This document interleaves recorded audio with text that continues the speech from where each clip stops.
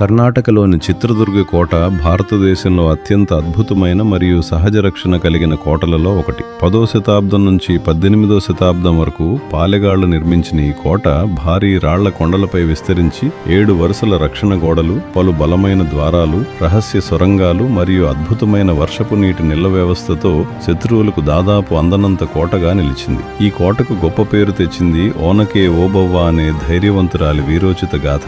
హైదర్ అలీ సైన్యం రహస్య మార్గం ద్వారా లోపలికి చొరబడేందుకు ప్రయత్నించినప్పుడు ఆమె ఒంటరిగా ఉల్లికర్రతో ఒక్కొక్కరిని ఎదుర్కొని కోటను కాపాడింది. ప్రకృతి, వ్యూహం మరియు శిల్పకళ కలిసిన ఈ రాతి అద్భుతం ఈ రోజుకి కర్ణాటక గర్వకారణంగా నిలుస్తూ భారత చరిత్రలో అమరమైన స్థానం సంపాదించింది. కర్ణాటకకు వెళ్లే ప్రతి పర్యాటకుడు తప్పక చూడాల్సిన మహా చారిత్రక కోట ఇదే చిత్రదుర్గ.